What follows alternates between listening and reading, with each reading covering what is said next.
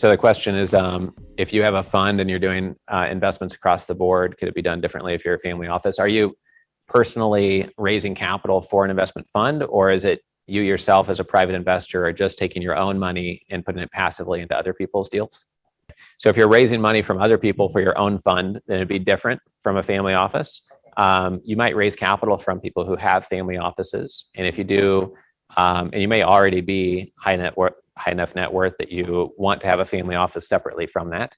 But a fund would be different because the fund would be typically focused on one strategy or a couple strategies, and you'd be serving as part of the portfolio of other people's investment portfolios, versus a family office is really to manage your own money, unless you're going to be a multifamily office, which suggests that you're going to help them with wealth management holistically and help them with stocks and bonds and equities and planning and multi-generational and all that stuff.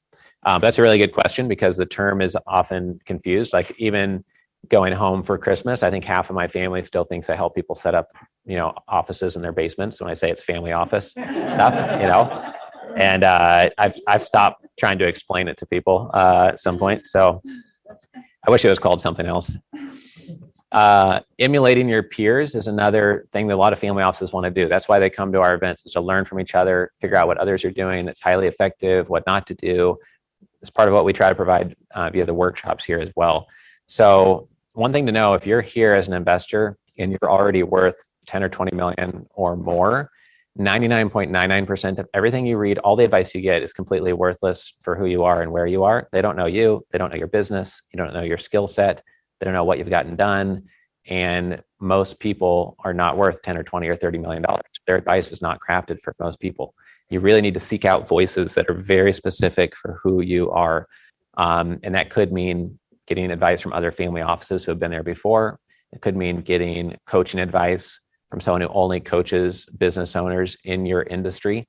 If you are a law firm partner and that's how you created your wealth, then maybe it means joining a $30,000 or $50,000 per year law firm partner association group that meets quarterly, and you're getting to bounce ideas off of peers and people that only work with other law firm partners on how they manage their wealth or invest their wealth.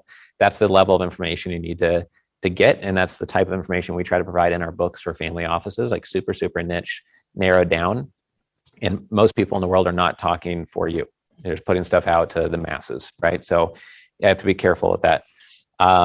Emulate platforms and niche monopoly strategies, adopt structuring, debt use and negotiation strategies. We talked about co-investing with peers, leveraging networks, positioning your family office for certain deliverables, meaning if you see family offices out there that you think are really unique, but in a way that looks highly effective, then take the extra time to meet with them at our events or have a phone call or breakfast with them the next day, et cetera, because it's the unique ideas that are highly effective that all of us are really looking for, not the average idea or what might be called like a best practice, but it's just what the average investor is doing.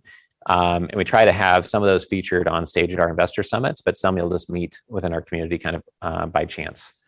No matter what niche or industry you're in, whether it's family offices or if you're investing in senior care facilities, et cetera, the industry is getting more competitive. Back in the 1930s, it was grits, and then the Kellogg brothers were competing against scrambled eggs and grits, and there was no cereal aisle. And even today, if you go to Brazil or Russia or China, there are 6 types of cereal, and most cereal aisles. But here in the United States, we've got a whole aisle and you have 200 different choices, and it's so competitive that if you don't have a locally sourced, gluten-free, no one was hurt during the process, culturally appropriate thing, then like people won't buy it because it's not dialed into who they are, right? They want the thing that's really dialed into what they're looking for because it's so competitive. So the same goes with when you're trying to get a deal done. A good deal has many people they could get capital from. So if you're an investor, you need to specialize yourself as an investor to be the investor that they want to do business with and get that deal done with. And that's really critical. If you are a fund manager or someone syndicating deals, you still have to get access to the best of the best deals. And a big mistake I see people make is they come to me and say, oh man, if I had more capital, I could do $10 billion worth of deals. I have all these deals and not enough capital. It's like, well, that's true with anyone who can go to loopnet.com. You have more access to deals than you do money, right? That doesn't really mean anything. Everybody has more access to deals than money. The real point is that if your deal was so excellent, as soon as you told one person, they tell 4 others and the deal gets closed. That's what you want to have happen. It's hard to find a deal that's that compelling But if you find a deal that's that excellent, and you tell two people and they both say, yeah, we're in, and the whole deal fills up, that's what you want to have happen if you're on the capital raising side, and people undervalue that. They say, oh no, I've got lots of deals, I don't need to worry about that, I need more investors.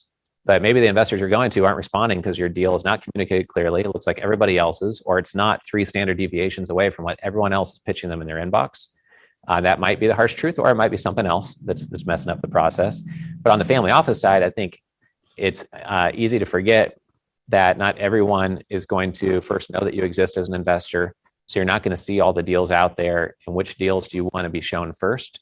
And what do you want to see the most often? Where could you add the most value? Where could you use your favorite structure and it works really well in your industry or your area? So as more family offices get created, you need to be more and more specialized as a private investor or as a family office. And as there's more competition in whatever niche you're in and raising capital, or just in general, there's more people raising capital every day than the day before, then you need to be more specialized in who you're going after, why you're working with them, et cetera. You know, if you're raising capital for dental clinics, and go after dentists who have sold their dental clinics. If you're going into high-tech companies, then going to people that made their money in high-tech first, if you can, would be one area to consider, for example.